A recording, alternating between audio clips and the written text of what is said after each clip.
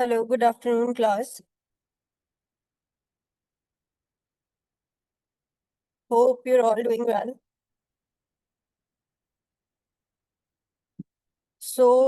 In the last class, we talked about the key regulations governing pharmaceuticals, good manufacturing practices, good laboratory practices, and good clinical practices, along with code of ethics in regulatory affair and case studies in regulatory non-compliance. Today, we are going to talk about US FDA regulatory system and European Medicine Agency regulatory system. We'll take up each one by one. So, Firstly, we'll talk about US FDA regulatory system. We'll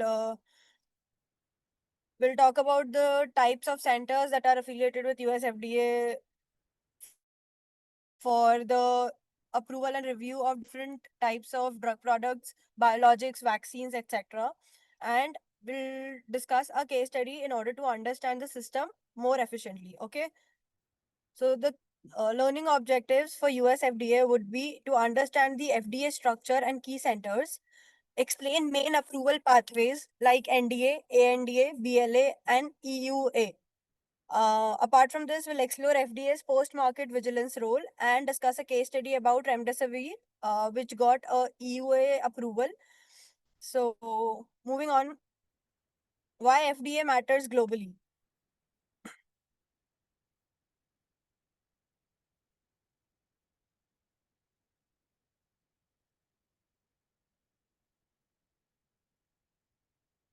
Okay, before moving on with the FDA, just to make sure, am I audible to everyone?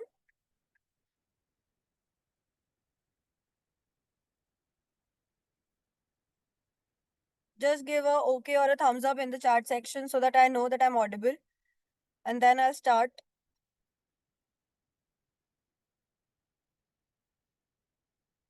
Okay, thank you so much.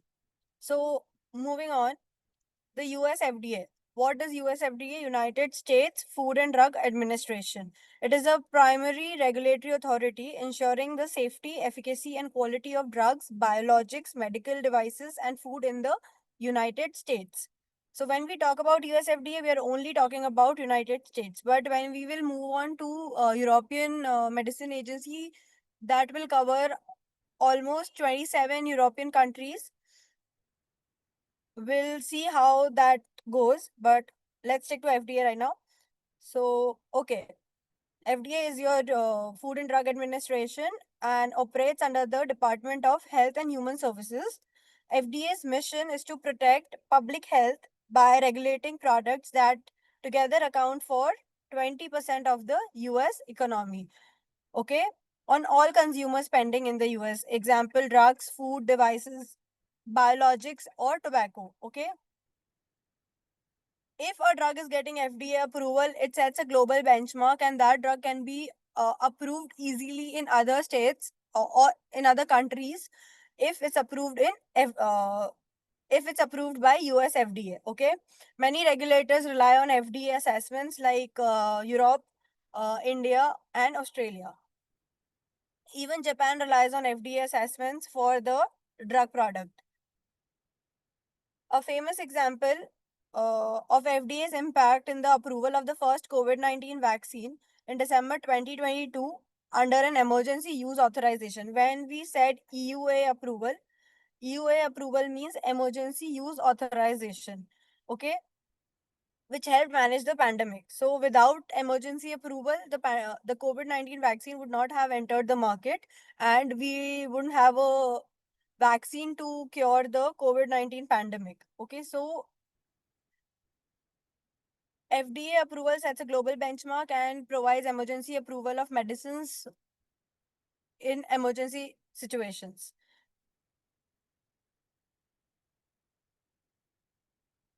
Who all are responsible for these approvals? So the FDA is organized into product specific centers, which each center is responsible for reviewing applications.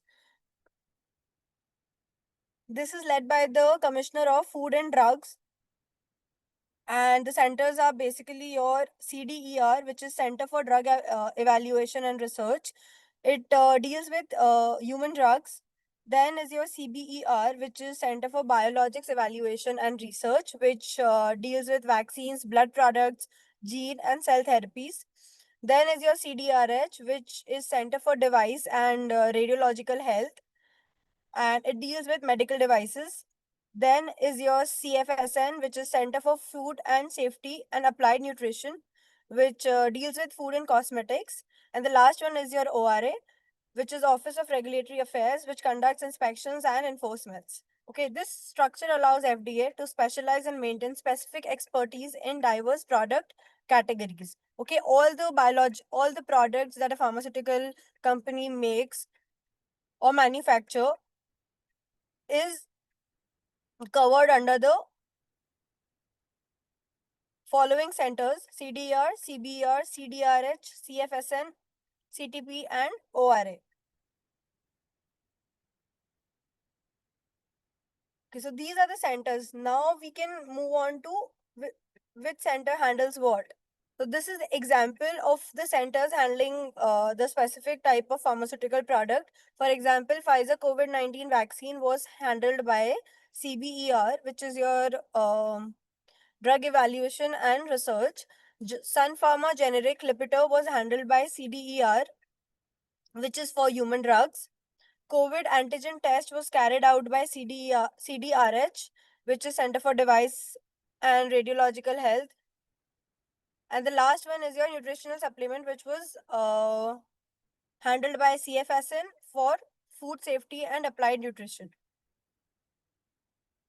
Moving on to the drug development pathway. So US drug approval pathway is a little bit different from what happens in European Medicine Agency, EMA. First, we'll cover the US drug approval pathway and then we'll talk about EMA pathway. So, drug approval in the US generally follows a stepwise process where the first step is your preclinical studies.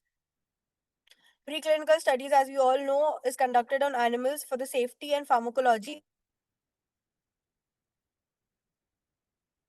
Once the preclinical studies are done, an INDA application is filed, which is your investigational new drug application.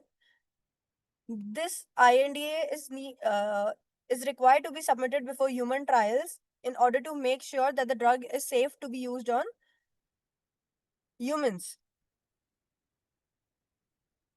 Then the clinical trials are conducted, which are divided into three phases: phase 1, phase 2, and phase 3. Phase 1 mainly deals with the safety, phase 2 deals with the efficacy, and phase 3 deals with the large scale confirmation. Once the clinical trial has been conducted and reports are generated from clinical trials, the study reports along with the new drug application or biological license application is submitted to the FDA for marketing approval. So after submission of NDAs, the FDA reviews the application and reviews it for scientific, medical, and risk benefit analysis. Once the FDA has approved or provided the marketing authorization to the drug, then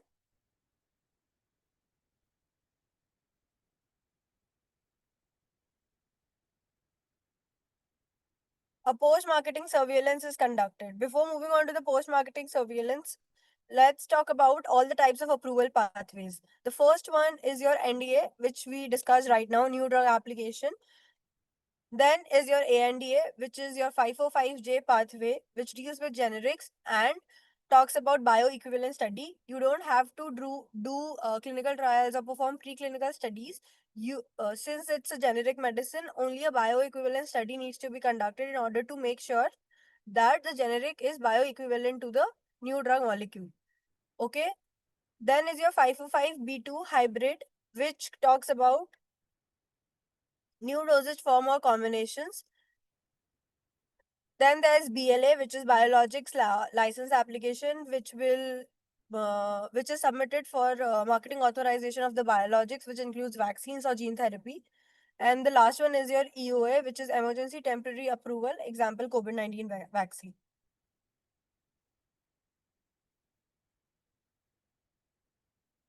Once the approval is granted, we move to the post market oversight, which is also referred to as pharmacovigilance. MedWatch or REMS is used to continuously monitor the adverse reactions, or FAIRS is another software which is used to, perform pharmacovigilance. Apart from that, inspection and enforcements are done. GMP letters are granted, warning letters are granted, import alerts are issued if there are any adverse reactions which is required to be reported. If the adverse reactions are adverse to an extent where the drug needs to be recalled, then the recalls happen in three classes: class 1, class 2, and class 3. Class 1 is serious harm, class 2 is your temporary harm, and class 3 is minor issues. This ensures that only safe and effective product reaches the market.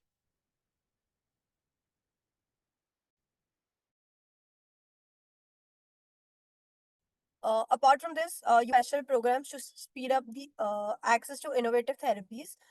These include fast track methods, breakthrough therapy designations, accelerated approvals, priority review, and emergency use authorization (EUA). In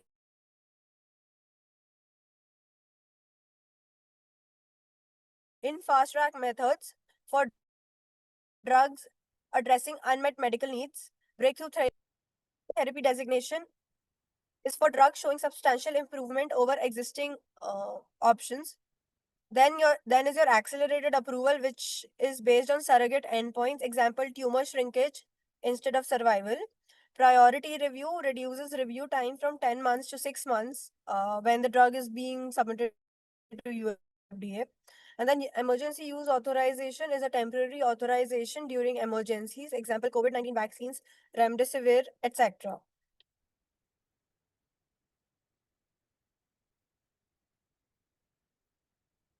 These are your compliance example. Ranbaxy data falsification. We discussed about valsartan in our last class, which was recalled due to NDMA impurity found, which acted as a carcinogen. So, okay. So these are your compliance examples. So what happens when you're submitting a FDA? What happens when you're submitting a application to the FDA for review process? So when a company submits an NDA or a BLA, FDA assigns a multidisciplinary review team, which includes medical officers, pharmacologists, and toxicologists, chemists, statistician,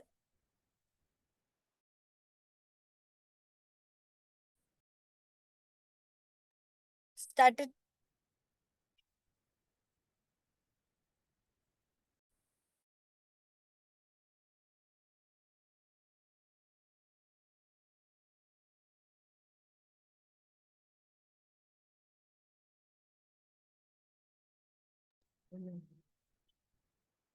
and regulatory project managers. So, medical officers evaluate clinical data, pharmacologists and toxicologists review safety, chemists assess the product quality and manufacturing, statisticians validate trial data, regulatory project managers coordinate the review timeline. Okay. FDA also practices, which is referred to as CGMP, and approval is granted only if the benefit risk profile is favorable. Okay. When we talked about the post market oversight, we said pharmacovigilance can be done using FAIRS and MedWatch. Okay, so MedWatch is basically your database for adverse event reporting by healthcare professionals and patient, and FAIRS is FDA's adverse event reporting system, which tracks safety signals. Then we talked about REMS, which is your risk evaluation and mitigation strategies. It is used to ensures safe use of high risk drugs. And lastly, inspection and enforcement, which includes again warning letters and import alerts or recalls. Okay, there's another example to understand the violence. So there was a drug called Avandia, rosiglitazone. which was restricted after post-market reports linked it because the uh, post-market reports linked it to heart risk, showing FDA's vigilance beyond approval. So the drug had to be restricted, and it was recalled later on. Another is your Pfizer COVID-19 vaccine, which is an example of EUA. And the last one is your remdesivir, which was which got approval under EUA for hospitalized COVID patients in May 2020. Full FDA approval for more trial data was provided to the MAH in October 2020, and that's how it saved a lot of lives. Okay, so the question is, an emergency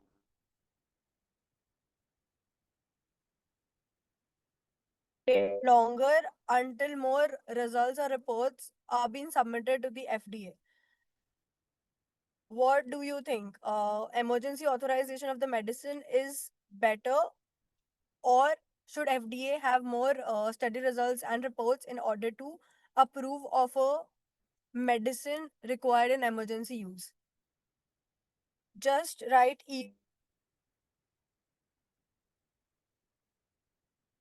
chat box so I know what you think. If EUA is better in emergency situations, or should FDA wait for better results or study reports to just to support their approval?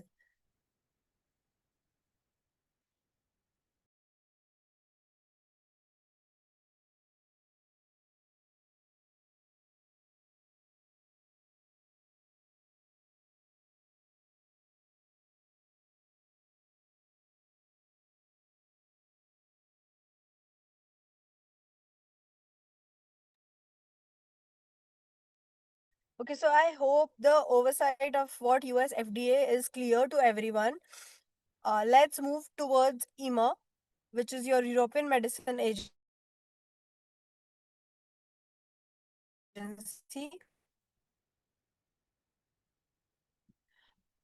If you have any questions regarding US FDA, feel free to pop the questions in the chat box. We can take them up later. I'll start with the European Medicine Agency system.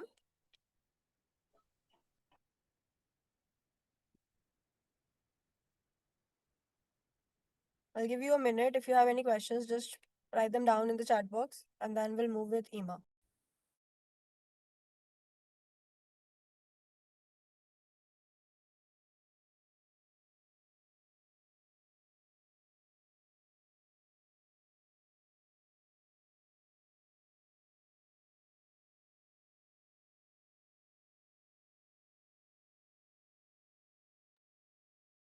Okay, so let's start with EMA.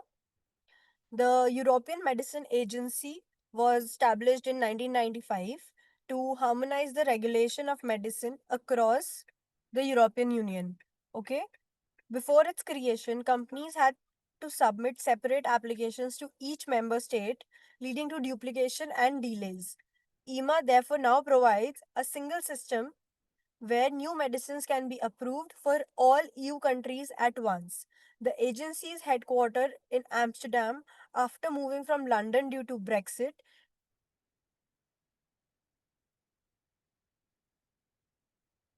I hope you all know about Brexit, the UK's exit from European Union. So after Brexit, the headquarter had to be shifted to Amsterdam.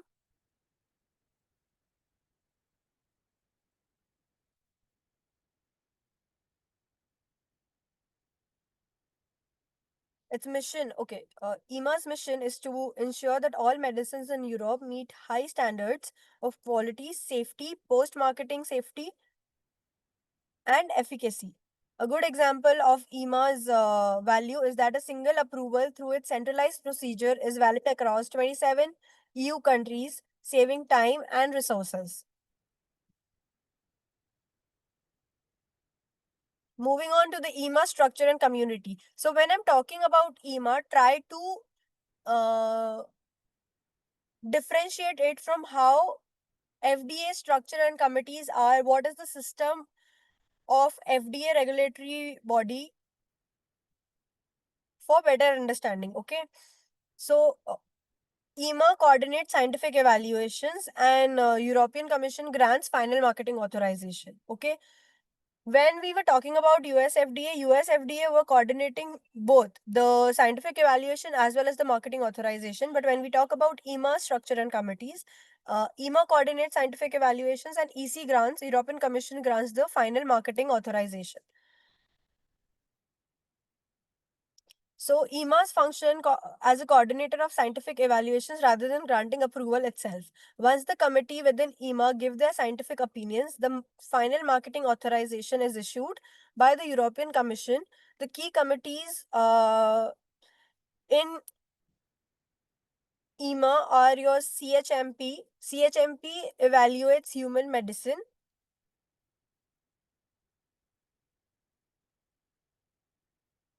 PRAC handles pharmacovigilance. CAT reviews advanced therapies such as cell and gene therapies. PDCO ensures medicine for children undergo proper pediatric studies. And COMP deals with orphan drugs for rare disease. These committees ensure specialized, expert driven evaluation of medicine from different perspectives.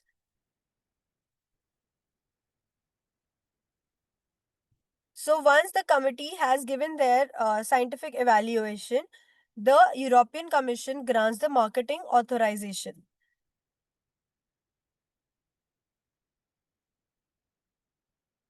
Give the market authorization, there are different pathways that are followed, which are referred to as CP, DCP, MRP, and MP. CP is your centralized procedure. It provides a single marketing authorization valid across the Europe, and it's mandatory for biotechnology, oncology, and orphan drugs. Then is your decentralized procedure, which deals with which is used when a company wants approval in several European countries simultaneously, but the product has not been approved anywhere. Okay, so a simultaneous review is conducted across chosen states, and the marketing authorization is provided. Then is your MRP, which is mutual recognition procedure. It is applied when a product already has approval in one European country and the company seeks recognition in other European countries. Okay. And the last one is your national procedure,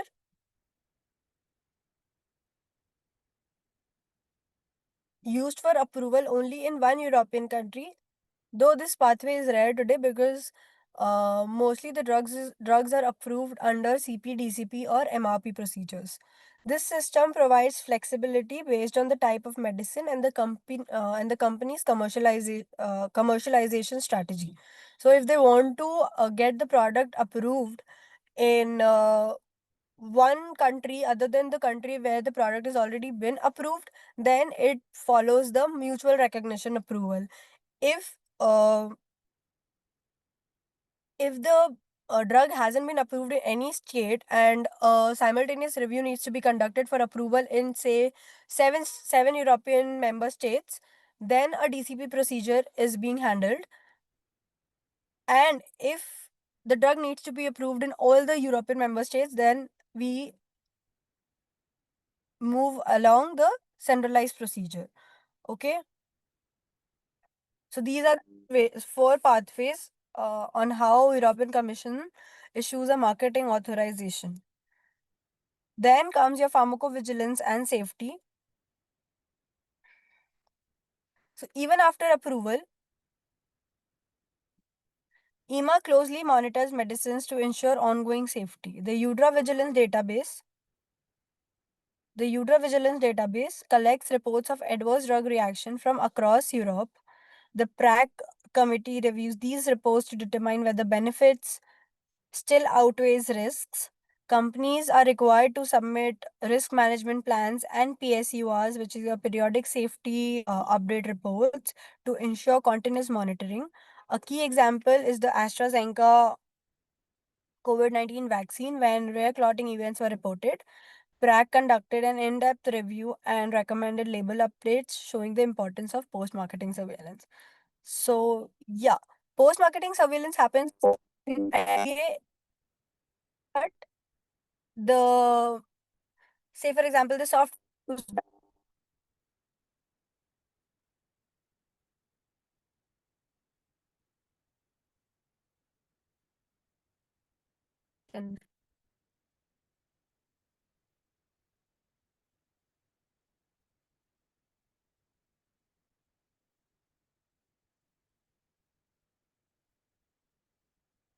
okay.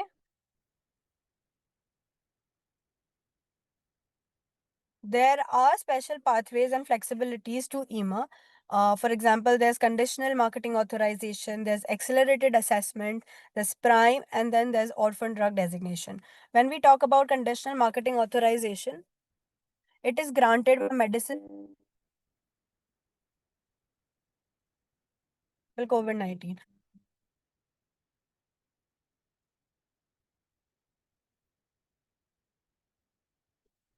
The conditional marketing authorization was still granted. Then is your accelerated assessment, which shortens the review period from 210 to 115 days. Okay, EMA takes around 210 days to review an app.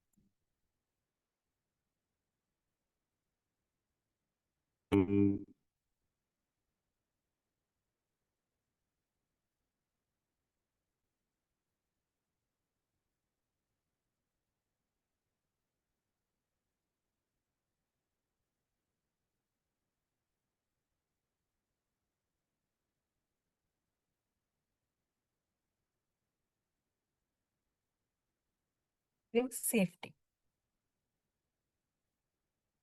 Let's talk about the AstraZeneca vaccine. So, the AstraZeneca COVID-19 vaccine is a good case study and it was submitted under the centralized procedure in January 2021 when safety concerns about rare blood clot emerged. Then PRAC investigated it, and after review, the committee concluded that the benefits outweighed the risk, but the product information was updated with the warnings. So, yeah, EMA also has the ability to act quickly, adapt to new evidence, and balance urgency with public safety. So, these are very brief.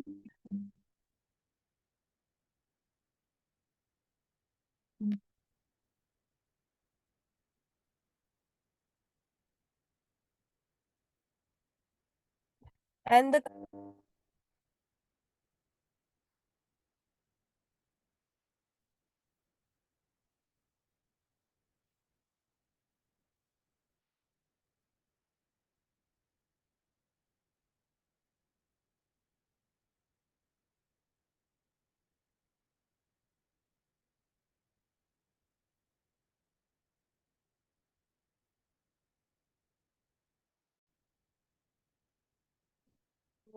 this is about your FDA, US FDA, and European Medicine Agency. I hope the overview is clear to you all.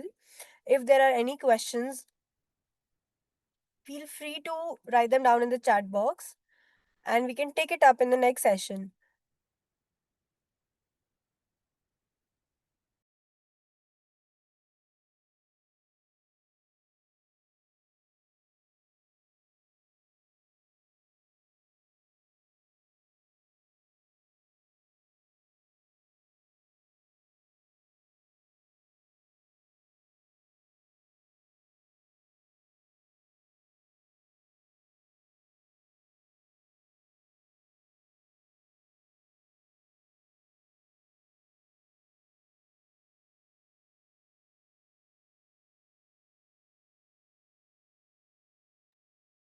See, now that you have a now that you have understanding about US FDA and what EMA are, I would suggest you go to their websites. You go to US FDA's website and you browse through EMA's website. There are detailed information on how a DCP procedure is conducted, on how centralized procedures are conducted, MRPs are done, a lot of details on FDA's pathway. What is an IND application? Although we will cover all the types of applications, NDA, ANDA, BLA, in the next sessions, in the next classes, we'll take up every application individually, talk about each sections that is included in an NDA application and etc. Okay, so but before we do that, I would recommend you all to go through the to go through EMA and FDA's website for a better understanding of what we are going to discuss in the next coming sessions. Okay, so this is it from my side today. If you have any questions, ask them in the chat box. I'll give you a minute or so, and then we will wrap up this class.